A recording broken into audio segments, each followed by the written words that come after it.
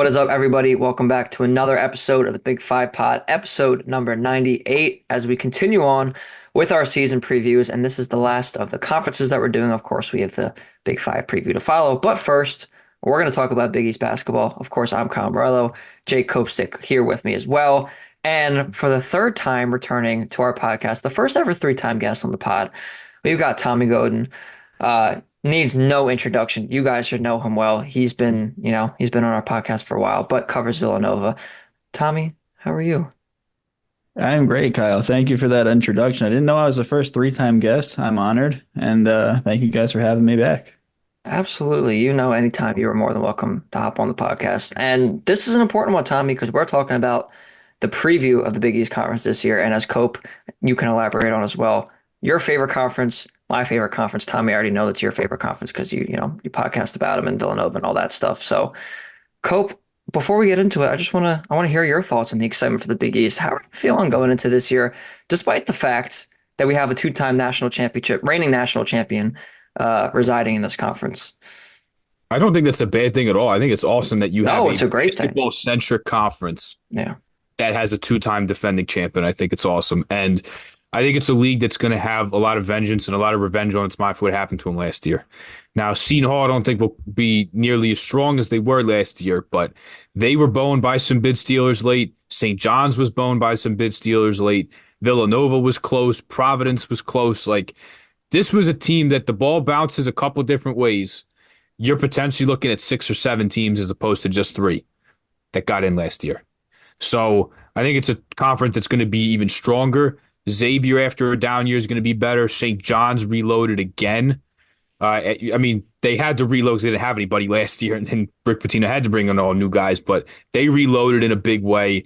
Villanova, Providence are still going to be competitive. This is still going to be a really good league that will have people playing deep into March, I believe, once again. So very, very excited for a conference that is all about basketball. And at least to this point, because there was some rumors with UConn, a conference that doesn't bend the knee of football.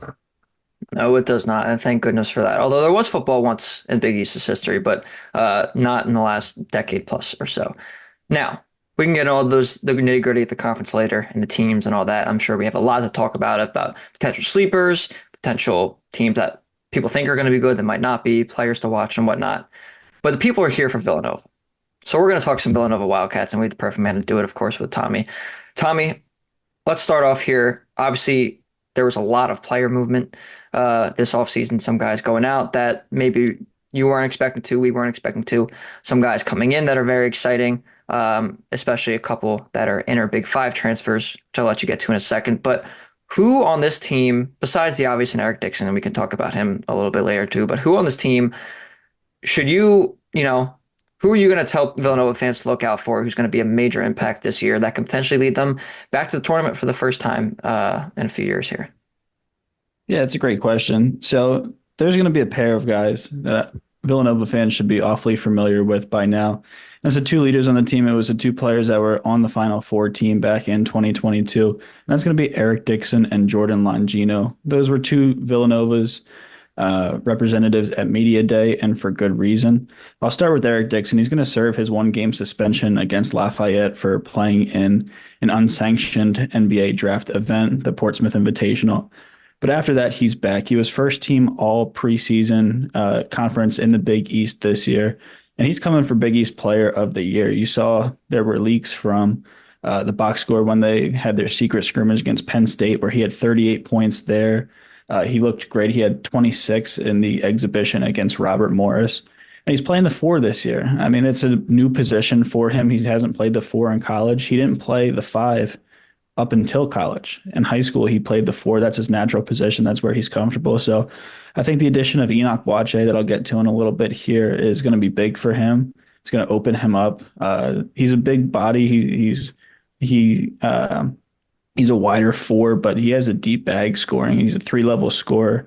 We were watching the scrimmage the other day, and I was remarking that he was our best 3-point shooter, 6'9". So Eric Dixon, he's primed for a big year. He was my pick for the Big East preseason player of the year. But I do have to admit my bias there. And the other one that I do want to talk about is Jordan Longino. He's a guy coming in his freshman year, supremely talented. He was a 4-star. You saw shades of just a true Villanova point guard, someone that can do it all, dive on the floor for loose balls, hustle. He can shoot, he can play defense, he can rebound, he can post up, just a stereotypical Villanova guard. And I think that's what we're going to get a little bit more of this year. He's been hampered with injuries all 4 years. He's been at Villanova. I was talking to him at Media Day. He's so excited that he got to compete this summer and train. This was his first summer fully healthy since he's been at Villanova, which is something that's remarkable. It's unfortunate for him, but I mean, going into this year, I expect big things, uh, not only on the court but off the court from a leadership standpoint for Jordan Longino. Tommy, I got another guy I want to talk to you about, another newcomer coming in. I'm pretty familiar with Jameer Brickus. We talked to Ashley Howard. That's another guy that's really familiar with Jameer Brickus. But I think a really crucial swing piece of this team is going to be Wooga Poplar coming in from Miami. When they got Jameer Brickus, it was really great to have a point guard. And you have Eric Dixon at the 4, and then they got Enoch Boakye at the 5. But to have a guy, he's a big time athlete, a shooter, a scorer. Like, just how crucial is Wooga Poplar going to be to the success of this team, having to fill such a need with, Burton and Bamba and Justin Moore moving on, and a lot of scoring being on his shoulders. How crucial is he going to be to the success of Villanova? Oh, it's going to be paramount. He is our secondary scoring option behind Eric Dixon, but that he's a solidified second scoring option behind Eric Dixon. We didn't have that last year. It was kind of the second scoring option by committee. You had Mark Armstrong taking some big shots. You had Jordan Longino when he was healthy taking some big shots, but now that's solidified. Wooga Poplar, 6'5", averaged 13, 5, and 2 at Miami last year. I mean, we talked about Eric Dixon being a three-level scorer. Wooga is certainly one of those, and that's going to move mountains for this Villanova team offensively. Last year, they were top 25 in Ken Palm's defensive efficiency, but struggled on the offensive end, especially later in games trying to get into those sets. He's going to help that out tremendously. We use the term bucket getter a lot in the social media circles. Villanova hasn't had a bucket getter in quite some time. They do now with Wooga. And I got one more before I kick you back over to Kyle. And I know I just said I'm pretty familiar with Jameer Brickus, and we talked to Ash Howard, but I do want to get your take as well. And right after I said we can maybe hold off on him, I do want to ask you about Jameer Brickus, because the thing that hampered this team last year that Ash had said to us was we didn't have a pass first guy. Like, it's great to have Justin Moore. It's great to have a guy like Mark Armstrong that has the traits that he has, but none of them were a pure, like, floor general, table setter, pass first point guard. So now that Villanova has one of these in Jameer Brickus, how much smoother do you think the offense is going to go this year, having somebody that's in that role, and not that Villanova's trying to bring along and try to make into a pass first guy? They already have him with Jaga. What do you think that's going to do for the offense this year? Yeah, I mean, you hit the nail right on the head. I could make an argument that having Jameer Brickus is more important than having Wooga Poplar on this team this year. In Kyle Neptune's first 2 years at the helm, he did not have a primary ball handler. As good as Justin Moore and Mark Armstrong were, like you said, there wasn't really a pass first guy. I was going through, I rewatched the scrimmage against Robert Morris the other day, and I counted he had 10 assists in the scrimmage against Robert Morris. The last time a Villanova guard had 10 assists in a game was February 3rd, 2021. It was Colin Gillespie. Wow. So Villanova hasn't had a primary ball handler. They haven't had a facilitator like that in quite some time. And kind of having that quarterback on the offense. Kyle Neptune referred to him as a basketball player. He can do it all. He can shoot. He was a 40% three-point shooter last year at LaSalle. He can handle the ball. He can post up, believe it or not. He's going to do all the little things that you need to win. He's going to be that quarterback of the offense, which is going to be massive for this team moving forward. And one thing, Kyle, but I just want to interject real quick. If you watch this guy play, like, that guy's a dog, Jameer Brickus. That term gets thrown around a lot nowadays. That guy's a dog. And I think his demeanor and his play style, although he's a smaller guy, and in a physical league like this, people could take advantage of him a little bit and try to look for mismatches on defense. His game to me and his attitude he plays with, he screams Big East to me. Jameer Brickus screams Big East to me. So just wanted to put that out there. Kyle, go ahead. No, listen, we're big fans of Jake on this podcast. We love Jake Brickus. He's a dog. Cope, you described him perfectly. He is a dog, and Villanova was definitely missing that alongside Eric Dixon. Eric Dixon's absolutely a dog, but I think they were missing that alongside him. So I think they have a few of them now. There's one that I think can turn into one. He's more of a puppy right now. But another Big Five transfer we have to talk about, of course, is Tyler Perkins coming over from Penn. And when we were talking to Ashley Howard, he was describing how, well, first of all, that he always talks about what the game that Penn had against Villanova last year and how he went off in that and led them to victory as well. But the talent that's there with him, and maybe he's not supposed to be the star player on the team now, as he was at Penn alongside Clark Slacker, but obviously Slacker dealt with injuries last year as well. He's going to be, I think an X factor for Villanova this year. How do you see Tyler Perkins fitting into this team this year?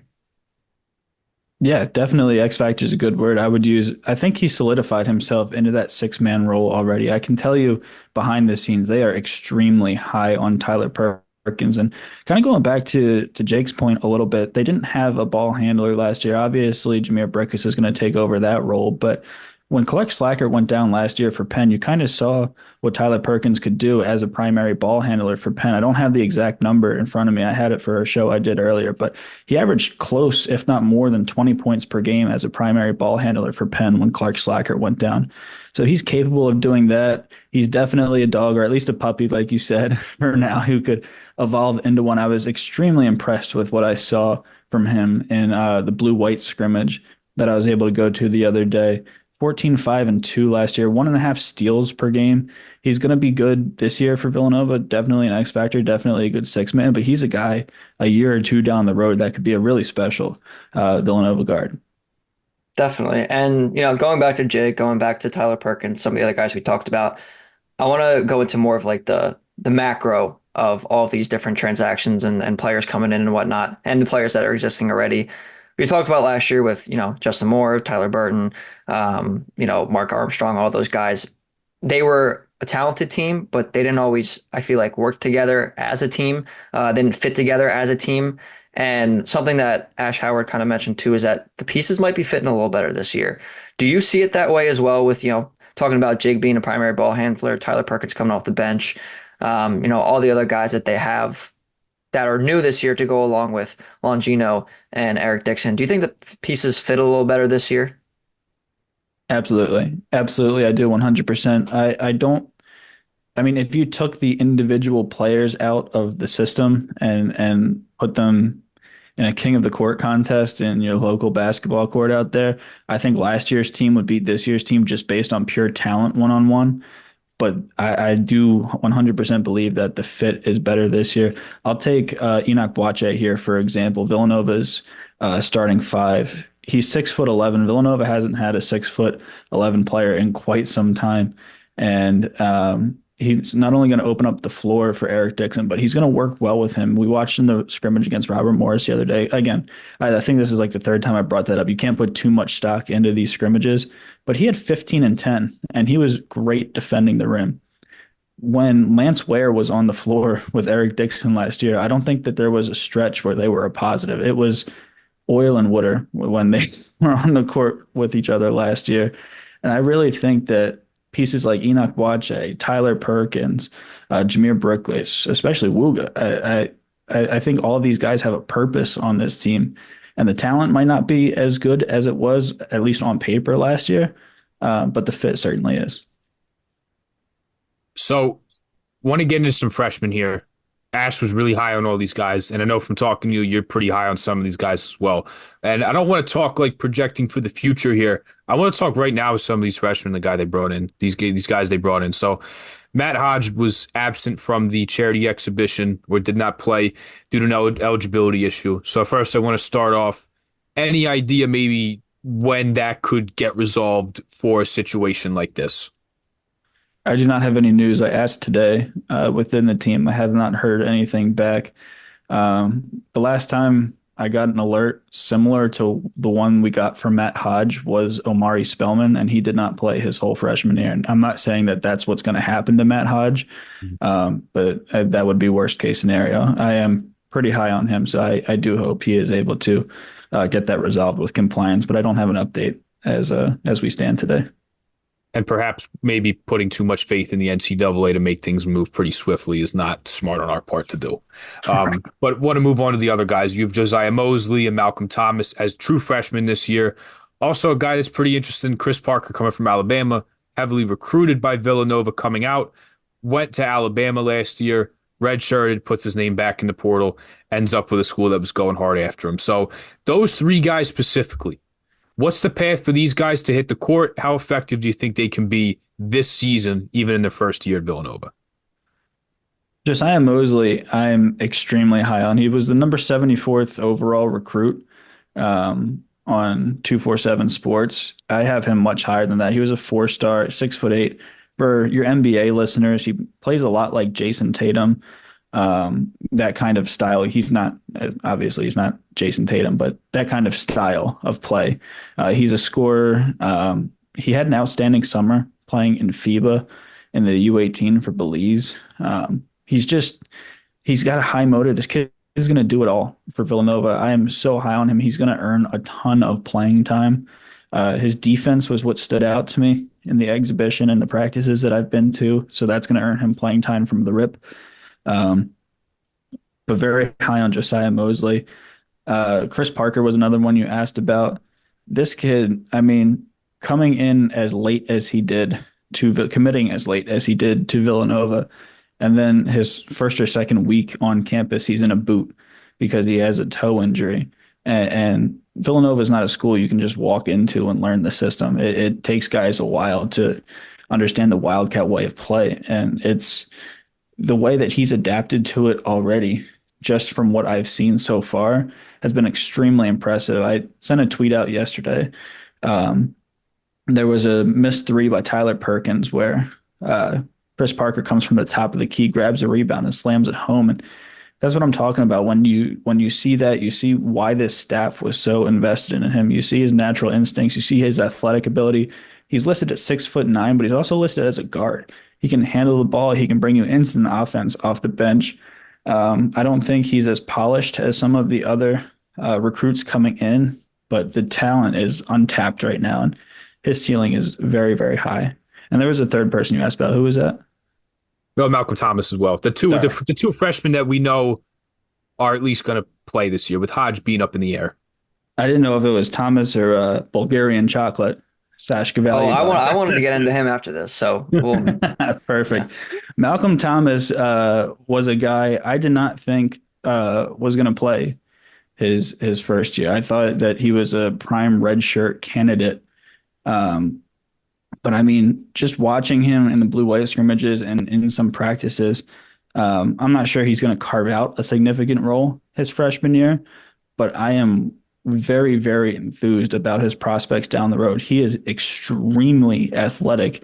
He won the dunk contest in their little Midnight Mania thing that they do. He did a honey dip where he put his whole elbow in the rim, and amongst some other things. I mean, he's insanely talented. He's got good instincts. He's a lot better scorer than a lot of the reports that I read from when they signed him.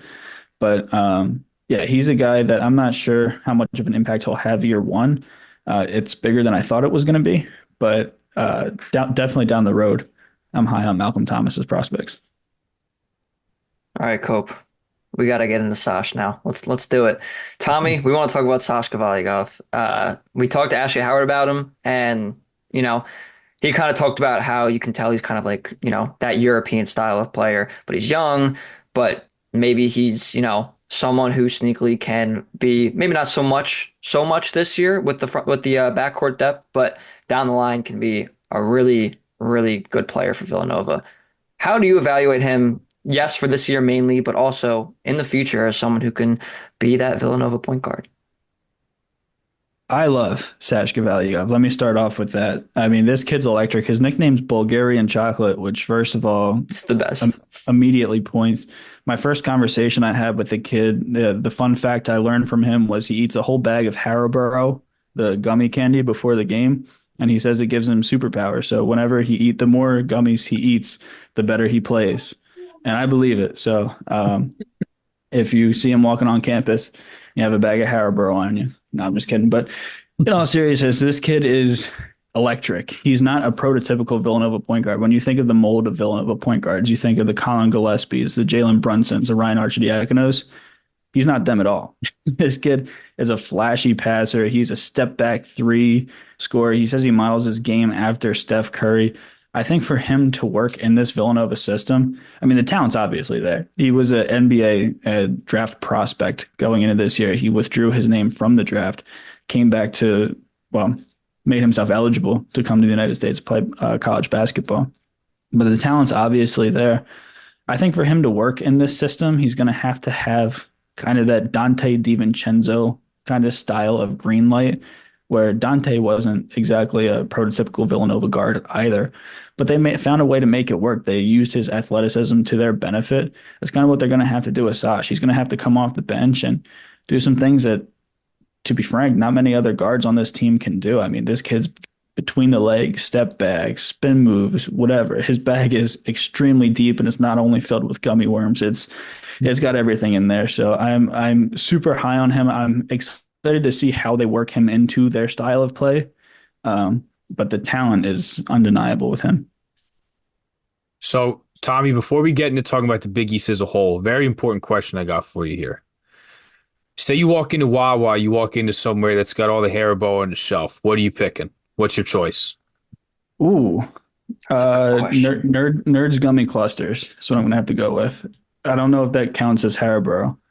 If not, I'll go with the Twin Snakes, one sweet, one sour. Okay. Okay. I'm a happy cola guy. You can always talk me into getting the Coke. Oh, the little Coke bottles. Okay, See, I all like good it. options. Oh, I'm just a good. classic Haribo guy. Just give me bag of gummy worms, regular old gummy worms. I Give like me the it. green ones, the red ones. All those, I'm good. I'm good. But I that's a like really it. good question, Cope. That's a Yeah. really good question. All Well, I right. wasn't I wasn't gonna say it until he ended up he brought up No, Sasha. I mean, listen. I bailed out with the Nerds Gummy Clusters because I got a big old bag of them for the kids for Halloween. I go walk by my house and we're about halfway through that, so I might have to go to the store and re-up there. You might have to. You might have to. All right. Um, let me start us out, Kyle, because Go for it. this is the $1 million question that me and Tommy discussed at length in the off season. But now that we're here, Tommy, we're 6 days away from 6 days away from tonight.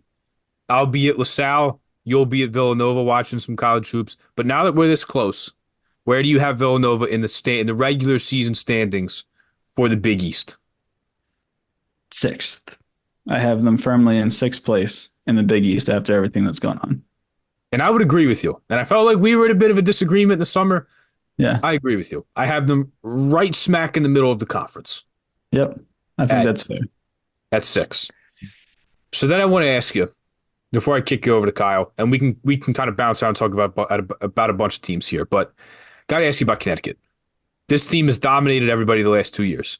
Last year, I was at the Big East tournament with you, and I felt like this team kept getting better. Every game was, even in March, they were besting their last performance. They beat St. John's 95-90. Then they play a rock fight with Marquette where there's like 8 points scored in the first 10 minutes of the game. They could win anyway. They put another 3-4 guys. I think four guys got drafted this year from that team.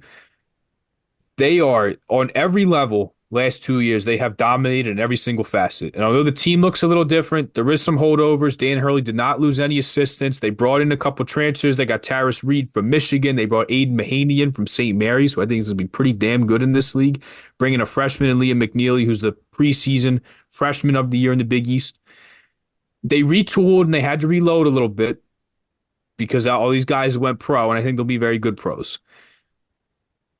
Do you think they can three-peat? I know it's a lot, but do you think they can three-peat? If not, how good can this team be? I absolutely think they can three-peat, as crazy as that is to come out of my mouth at this point in October. But yeah, I'm not betting against Dan Hurley anymore. I've done it enough. I've learned my lesson. Like you mentioned, they lost 4 guys, Steph Castle, Donovan Clingan, Tristan Newton, and Cam Spencer. They have a hell of a class to reload. Liam McNeely was the number 14th overall prospect in this year's class, 5-star coming in. They have Ahmad Noel from Philly, number 38th overall. One guy I'm really high on at UConn, was a guy who took Aiden Mahaney's starting spot in their charity exhibition game, and that's Solo Ball. He has had a year under Dan Hurley, a whole year to grow, a whole year of watching the steps needed to be a point guard that wins a national championship his freshman year. And now he's coming in his sophomore year. He's had a great summer. He has all the tools. I'm very high on Solo Ball, pairing him up with Hassan Diarra in the backcourt. His facilitation and his defense is going to be a pretty mean backcourt. And then Alex Caravan is a legit contender for Big East Player of the Year. So they have all the ingredients needed in a recipe to three-peat, which would be awesome. Yeah, would be awesome. Does not happen ever. Has it ever happened? Has three-peat ever happened? Oh, UCLA did it. UCLA, yeah. So it hasn't happened since the 60s or 70s. Yeah. Been a Yeah. minute. Also, Solo Ball Cope, definitely contender for name of the year on the podcast. We'll get into plenty of them as we go on, but that's a preseason first team all name. Anyway, there are plenty of teams in this conference that we could talk about. Obviously, we talked a ton about Nova because obviously. We talked about UConn because also not quite as obviously, but obviously back-to-back national champs, you got to talk about them. But there are some other teams in this conference that are going to be really, really good. And there's one team in particular, Tommy, I want to ask you about because a team that kind of fell under the radar last year because they had some injuries, they had some talent that did not end up playing a lot of minutes. But this Xavier team, I think, is going to be very good this year. I think people are going to sleep on them. I'm looking right now. Ken Pom has them rated sixth in the conference, and in the Big East preseason poll, they are, and I just lost it too. I think They the third. they are third, so a little higher in the preseason poll, a little lower on Ken Pom. But I think a team that casuals might have forgotten about. I don't think people like you or people, in Big East circles might have forgotten about, but there's some talent coming back from injury. You talk about Zach Fremantle, some other guys as well. They have Sean Miller as their head coach who has been around.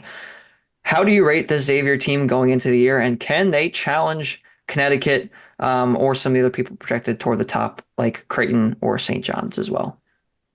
They absolutely can. I was high on this Xavier team this summer. They've become kind of a popular dark horse pick to win the Big East, and for good reason.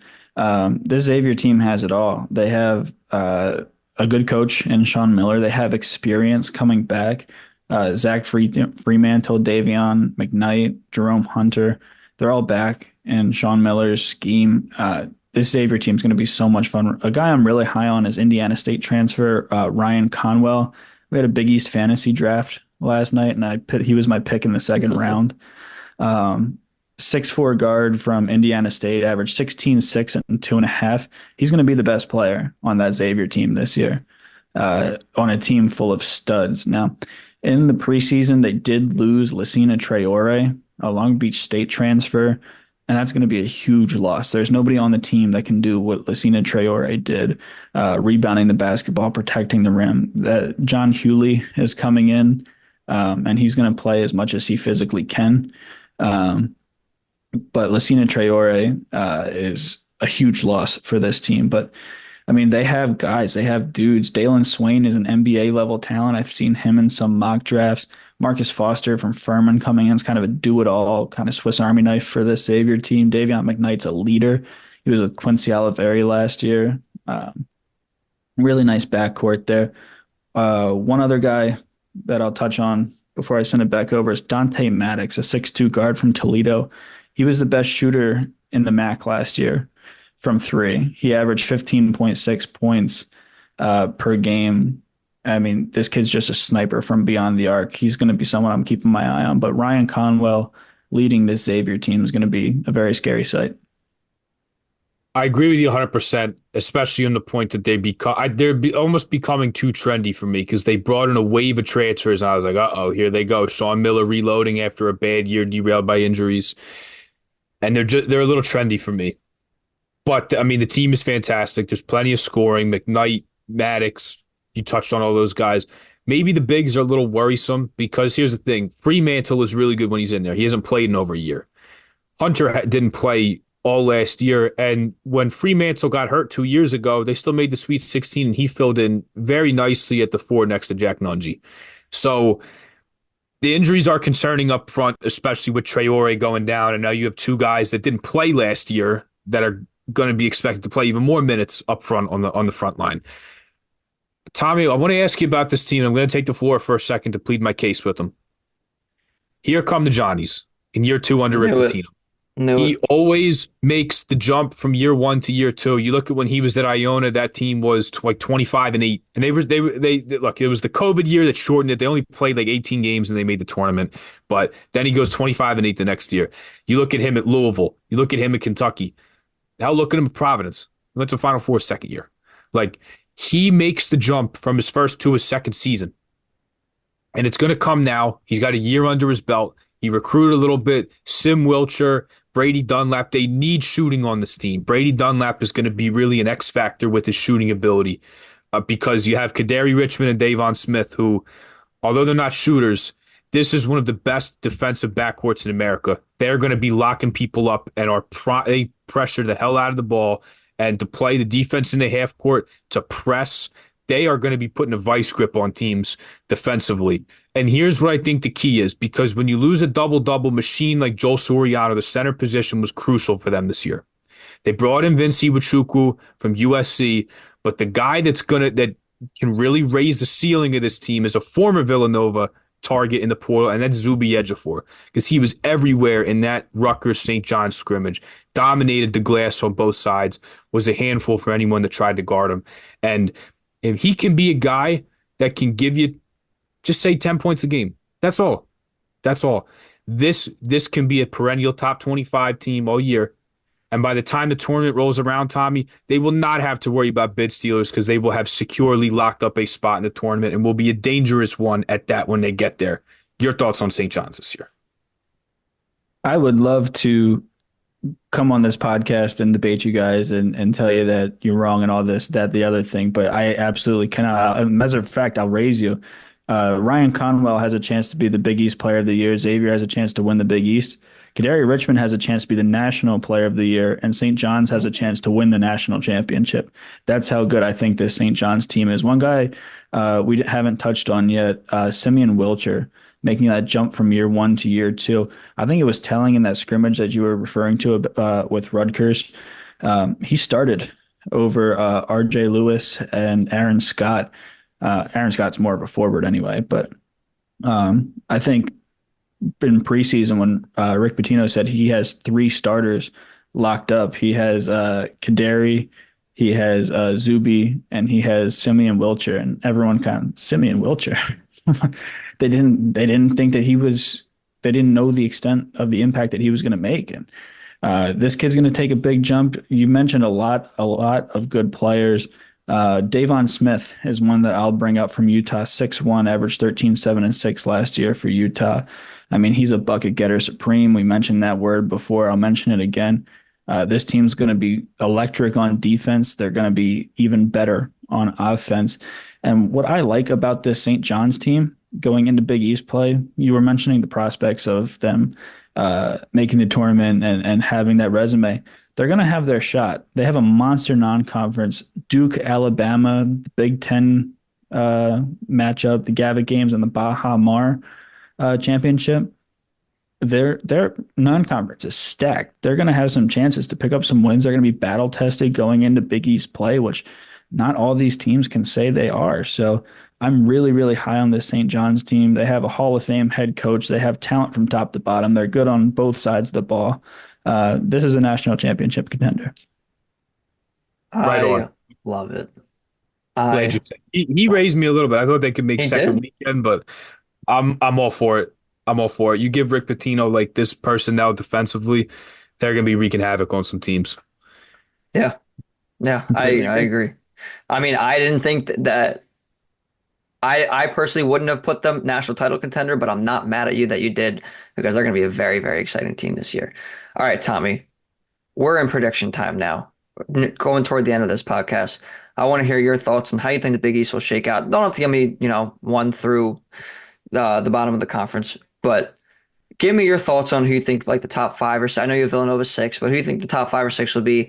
Who you think ends up winning the conference tournament and player of the year, defensive player of the year, stuff like that. Yeah, so I think the top five are your usual suspects. You have your UConn, Marquette, Brayton, St. John's, and Xavier. Uh, those are going to be your top five. I can see a way Villanova sneaks into the top five. I think they have a lot of parity because I don't think we know what they're going to be. They have 10 new guys coming in. They have an outsider coach coming in, which I wanted to touch on for a sec, even though we spent too much time on Villanova early on, but never too much time for Never too Villanova on much this time. podcast. So Jamie Young spent 18 years in the NBA, playing with some of the best players ever with the Boston Celtics, coaching some of the best players ever in the Boston Celtics. He was with Lemoyne after that, kind of getting back into the college game. Now he's found himself at Villanova. I think it's going to be big for them. They were good defensively last year. They struggled offensively. I think bringing in an outside coach to kind of settle things down when stuff hits the fan is going to be huge for this team because everyone on the staff is of the Jay Wright coaching tree. Kyle Neptune, Ashley Howard, Dwayne Anderson, Mike Nardi. They're all in that Jay Wright coaching tree. So I think having him there is going to be huge on the offensive end. And we'll see what Villanova can do. I think they can make a push into that top five. Another team with a lot of parity we haven't touched on yet is Providence. The Friars, coached by Kim English. Um, they are we don't know what we're going to get with them. They need to start early. They need to win some games early, and that's going to be tough for them because their best player, Bryce Hopkins, he's not coming off a high ankle sprain. He's coming off an ACL tear, and that's not easy to come back from. You see it in the NFL. Running backs are never the same the first year after an ACL tear, and Bryce Hopkins isn't a running back, but it's not an easy injury to come back from. They have a lot of new guys coming in. I think they're going to be relying a lot on Corey Floyd Jr. and Rich Barron to kind of take that leadership role. I have some questions about their new guys. Anton Bonk is a world-class rower. Not sure how he's going to be on the basketball court. Obviously, he's highly touted, but the talent is raw with Anton Bonk. Priest Isindoko coming over. You guys are very familiar with him on this podcast. He needs no introduction. Wesley Cardit coming over from Chicago State. Everyone's pretty high on him. He put up gaudy numbers at Chicago State. He's not my favorite transfer. This year, he had a ton of volume against bad competition at Chicago State, and lower volume may be better for him in this Providence system, but he didn't play up to the competition at Chicago State. Whenever they played a better team, he wouldn't do good. So Providence has a big question mark for me. I think a team I was surprised to see picked as low as they were was Seton Hall, only because I'm so high on Shaheen Holloway as a head coach. But they don't have any talent coming in. Everyone left. They won the NIT, and everyone jumped ship except Isaiah Coleman, who for a time was in consideration for Big East Freshman of the Year last year. If Stephon Castle wasn't as good as he was, I think the race would be closer. But he was the best freshman the Big East has seen in quite some time. So it was his to lose. Isaiah Coleman, he came back. Kaderi obviously jumped ship to St. John's, but I think there's a lot of new pieces in there for Seton Hall. I'm not sure how they fit. The talent is definitely questionable. I'm not one to bet against Shaheen Holloway, but I might be forced to until Seton Hall figures out their NIL and their recruiting situation. DePaul is going to be fun. It's easy to root for DePaul. They're going to be picked last. But they have a whole new team, a whole new coach. I won't spend too much time on them because nobody can predict what they're going to be. These guys have never played together before.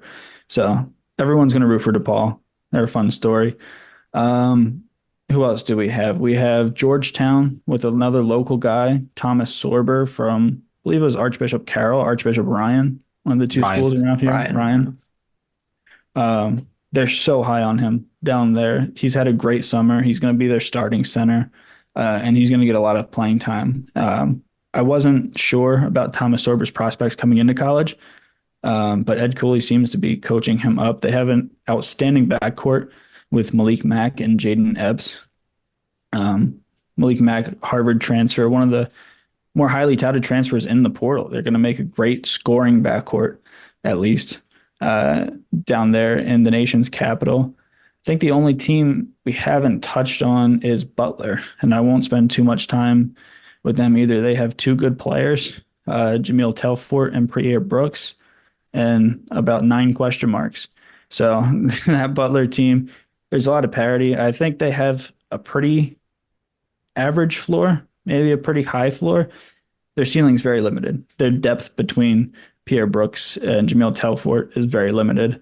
Um, so we'll see what that team can do. But yeah, I mean, this is going to be such a fun year in the Big East. The preseason for everybody, or not preseason, the non-conference for everybody's a little watered down this year because obviously the NCAA showed that they don't care who you play in the preseason as long as you get wins. And that is the recipe for making it into the tournament. So I picked my Big East preseason player of the year, Eric Dixon. Again, biased.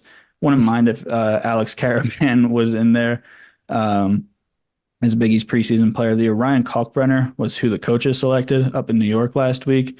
He's going to be outstanding. I didn't touch on Creighton. Creighton's going to be good. That's all you need to know. Ryan Kalkbrenner's already won Defensive Player of the Year. He's won it 3 times, even though he did not deserve it last year.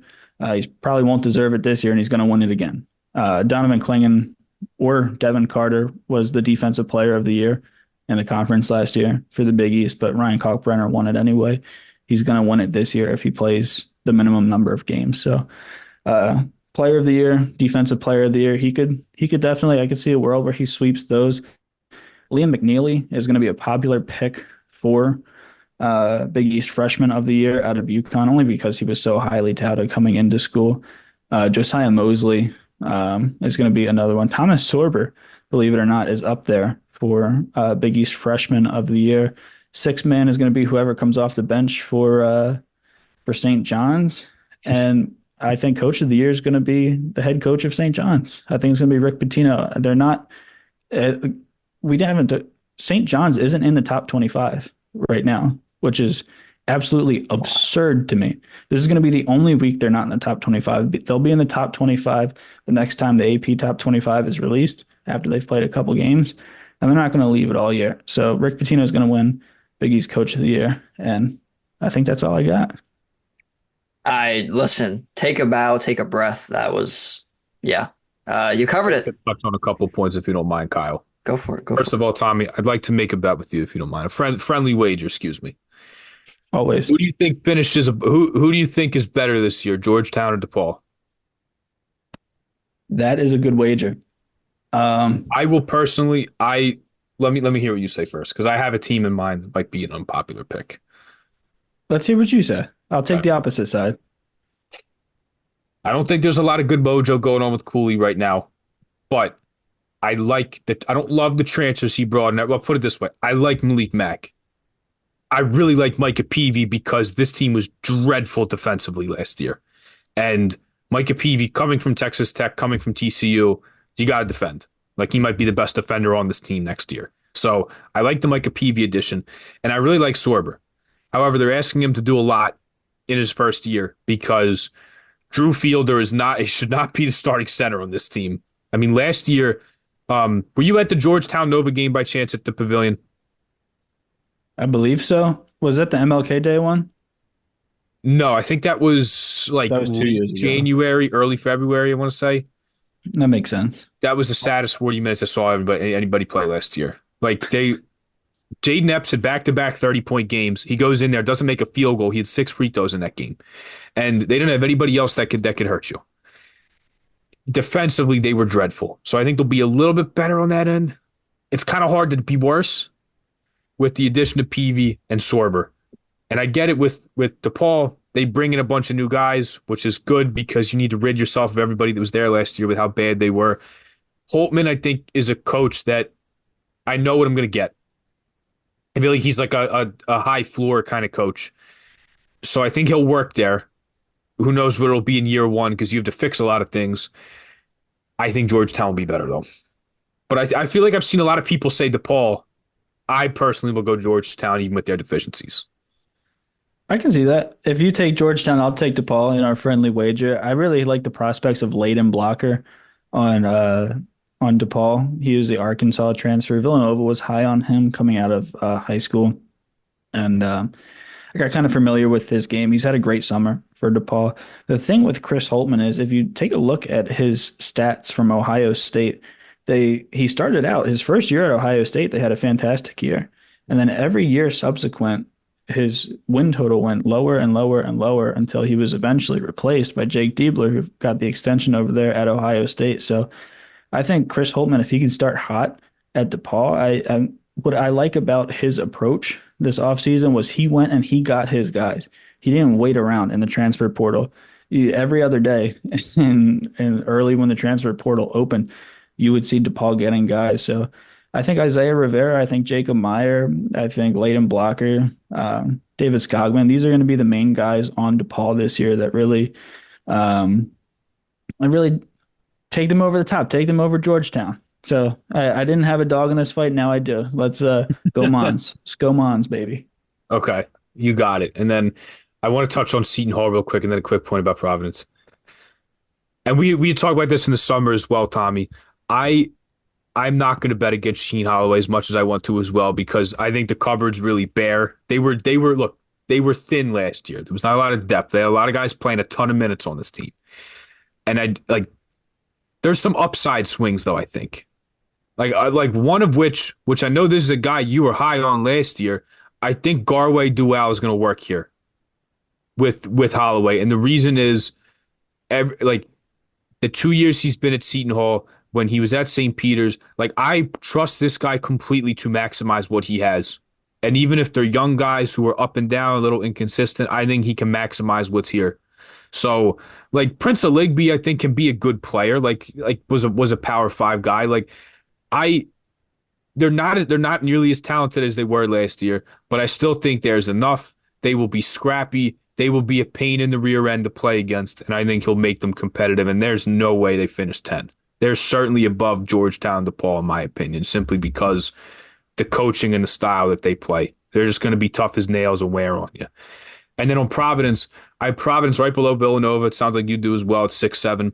Reason I'm going to go Villanova above Providence is I love the Jamie Young point, and I think with Jameer Brickus there, I trust Villanova offensively. These are two good defensive teams, and I don't think that's going to change with Kim English and Neptune. I think they're still going to be solid defensively, but Devin Carter bailed Providence out a lot last year. And to not have him, to not have a Bryce Hopkins at 100% to start the year, I think it's going to be it might start rough until he gets his legs back under him. But with Jameer Brickus and the coaching now with Jamie Young and Villanova, I trust them offensively. And if these two teams are pretty equivalent on the defensive end, I think it's that offense that pushes Nova over the top, puts them squarely at 6 in the middle of the conference, and then above Providence. But bravo, Tommy. Well done as always. Well done. Absolutely. Thank you. Absolutely. Thank you guys very much. Yeah, the only Seton Hall point I had there, you were talking about all name teams earlier on, solo ball. Yes. Yes, solo ball. Seton Hall, we have a Godswill Ariarian coming off the bench, 6'9", 3-star, number 168 nationally on 247 Sports. I think that's got to be added to the all name team for sure. That is a preseason all name American. That is a great one. Cope, we are gonna have to come up with a list at some point because we've been talking about the fun names on here since we started this podcast a couple years ago. We've had plenty. We've had plenty. I think. Listen, Gibson Jimerson's gonna be. Yeah. Finley, Bizjack, and Butler doesn't get enough love. That's a name right there. That's one of the names. It's like Cam Jones at Marquette. You have to say both names. You can't just say Finley or Bizjack. Yeah. That's Finley Bizjack. Yeah. You know what I mean? Bizjack. Great Yeah. name. You just want to keep Exactly. saying it. We're gonna make a list at some point. But one last thing before we wrap up here. I think DePaul's gonna be better than Georgetown too. I'm just gonna go with that. There we I'm not go. gonna be part of I'm not gonna be part of the friendly wager, but I am gonna pick DePaul. I'm gonna be on Tommy's side of this. So that will be something to keep an eye on throughout the year. But with that being said, Tommy, thank you so much for coming on, previewing the Big East with us, the most fun basketball conference in America. Mountain West is close. We love the Mountain West. Obviously the Big 12 is great too. But the Big East, there's nothing like it. So thank you for coming on, previewing that, talking Villanova hoops. We very, very much appreciate it. And if you guys want more of that, of course, make sure you go to the Mainline Minute. Make sure you go to Road to the Garden, everything that Tommy does, covering Villanova basketball. And if you see him at the Finn or at the Wells Fargo Center, definitely say hi. We'll be there as well at sometimes. But we have a few more teams to cover also. So can't quite go to every game, but we're going to go to a lot. So Tommy, thank you for coming on. We very much appreciate it. Yeah, thank you guys so much for having me. This was a ton of fun.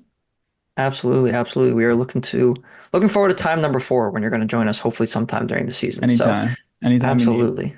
Cope, any final thoughts here before we sign off? I just need college hoops back in my life, man. Like the charity Close. exhibitions are cool, but like I don't care who's playing, man. Just give me games. I just need something. I just need Cope. something. But we got 6 days. Tommy, I'm sure I'll see you at the Finn soon. Um, wait, actually, one more question before we let you go. Is there any new menu items at the Finn this year? Oh, can't believe we forgot You about know, that. I've only been there for the blue-white scrimmage. I was not there for the Robert Morris game. I was in Cincinnati for the Eagles. But they had chicken tenders and French fries. I posted a foraging the Fin. Out of 10, it got a preseason out of 10. We're gonna give them another try Okay. when the season comes around. We're gonna give them another try. We'll leave it at that. Say Hey, less. concessions are still in charity exhibition mode, though. Yeah. Preseason for everybody. Not everybody's in midseason form just yet. So, Yeah. Tommy, thank you guys so much for coming on. We will be talking throughout the season, of course, and thank you guys for tuning in. As always, we got one more preview left coming up here in a couple days with Aaron Bracey. So, until then, we will see you next time.